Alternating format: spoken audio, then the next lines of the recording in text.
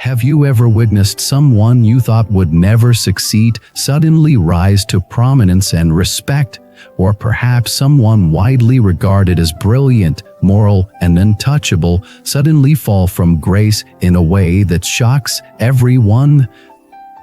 Why do the foolish sometimes become revered saints? Why do the wise occasionally lose their way, collapsing under the weight of their own greatness? Is this fate's randomness, or is there something deeper at play? Welcome back to our channel, where we explore timeless truths, inner transformation, and the profound wisdom of Buddhist masters. Today, we delve into a powerful teaching from Master Yin Guan that could radically alter the way you view success, failure, virtue, and downfall. This isn't about superstition or surface-level psychology. This is about karma, the deep, invisible law of cause and effect that governs every aspect of our lives. And more importantly, this is about choice, because as you'll soon discover, your current status, wise or foolish, blessed or burdened, is fixed. Everything can change. Everything does change. Let's start by unpacking Master Yin Guan's provocative statement. A fool can become wise, a sage can become lost, a short life can become long, a long life can be cut short. First glance, it seems paradoxical, but this is not confusion. This is the heart of Buddhist reality. Nothing is static, nothing is guaranteed. Everything depends on the mind and its choices. So how do fools rise and the wise fall? How does karma silently shape the lives of every person you've ever met, including yourself? And how can you, today, take control of your direction in life, not by manipulating external conditions, but by transforming the very energy of your inner world? That's what we're exploring in depth right now. Let's go deeper. Who truly understand why a fool can become a saint and a wise person can fall from grace, we must start by dismantling the idea that intelligence or past virtue ensures future success. In Buddhist thought, the concept of karma is not a moral judgment, it is a natural law, as real and as consistent as gravity.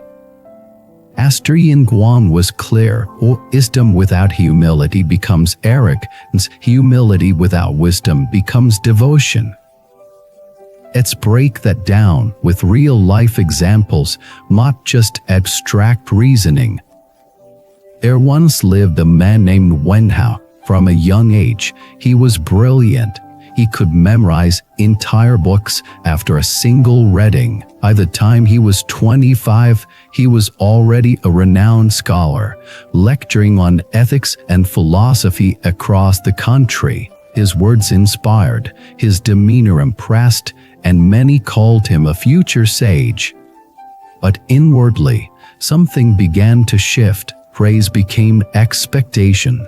Expectation turned into pressure. Pressure turned into pride. Wen Hao began to believe he was above error. He disregarded his teachers. He mocked those who disagreed with him. He started chasing acclaim more than truth. And then it happened. Scandal emerged. Misstep. Lapse in judgment. The something he thought he could hide, but it exploded across public discourse. His name, once uttered with reverence, became a cautionary tale. How did this happen? He wasn't evil, he wasn't corrupt, but he let his ego outgrow his ethics. Master Yin Guan would have said, "The moment we believe we cannot fall is the moment we begin to." I'll contrast this with another story of a man named Lao Zeng. Zeng was a laborer. He was poor, uneducated, and often mocked by others for being slow. He worked as a street sweeper in a busy city district. Every day, rain or shine, he swept the same streets, greeted the same people, and received the same indifference. but he did something remarkable. He never complained, he never cursed, he never stole. He treated every piece of trash as an offering to the Bodhisattvas. He chanted silently with every sweep of his broom, "May all beings be free from suffering." People thought he was hot, but then something strange happened. Children began to follow him, not to tease, but to help. Shopkeepers started offering him tea in the morning.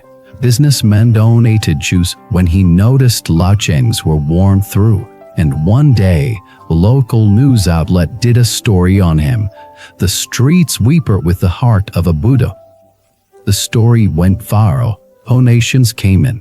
Zeng didn't use them for himself, used them to create a fund to help other elderly workers afford their medical bills. In his last year of life, Zeng was invited to speak at a university, the same university that had once rejected him for being too simple. He walked onto that stage in worn sandals and said, "I never chased greatness, I just tried to be kind. That was enough." This is what Master Yinguang meant when he said, "Fools may rise, sages may fall. Fate turns on the pivot of the heart." So, what's the real difference between Wen Hao and Lao Zeng?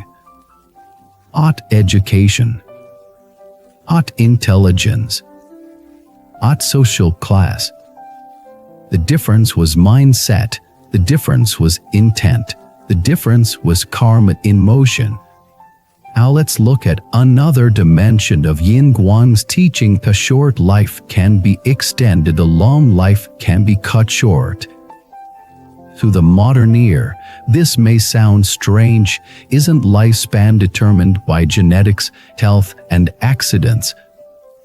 Yes and no. Buddhist teachings hold that merit and intention shape not only the quality of your life, but sometimes even its duration. This isn't superstition. This is energy. This is vibration. This is the subtle field of cause and effect that modern science is only beginning to measure. Let me share a story from the early 20th century in Sichuan province. A man named Dan Yu was diagnosed with terminal illness at age 42. He was given 6 months to live. He was bitter, angry, and filled with regret. One day, out of desperation, he visited a small temple. The old monk there didn't try to cure him. He simply said, "If you want to die with peace, serve others until your last breath." And Yu didn't believe in Buddhism, but he had nothing to lose, so he began helping clean the temple, and he helped the village children with reading, and he began cooking meals for the elderly in his community. One day turned into 1 month, 1 month turned into a year. His health stabilized. He stopped taking medication but didn't die. He didn't just survive, he thrived. At age 65, he founded an orphanage. At 70, he was still going strong. He passed peacefully at 82, surrounded by students, orphans, villagers, and monks. What happened? Master Yinguang would have said, "Merit is the shield of life, virtue is the extension of days." Now let's type all this together into actionable wisdom. What can you do today to ensure you rise in virtue rather than fall from illusion? What can you do to increase not just your years, but the quality of those years? How can you avoid the trap of arrogance and embrace the path of the wise fool, the humble heart that rises steadily, silently, and without seeking glory? Here are 3 practices. Daily reflection. Before bed, ask yourself, did I speak with kindness? Did I act with integrity? Did I judge anyone unfairly? This will keep your ego in check. silent kindness. Do something good that no one will ever know about. Don't post it. Don't tell anyone. Let the karma speak for itself. Devotional repetition. Recite the name of Amitabha Buddha or any sacred name that connects you to the infinite. Do it while walking, while working, while sitting. Let that vibration cleanse your heart. And remember, you don't have to be perfect. You only have to be sincere. Let's close with this thought. You may not control your reputation. You may not control how others see you. But you do control how you shape your mind.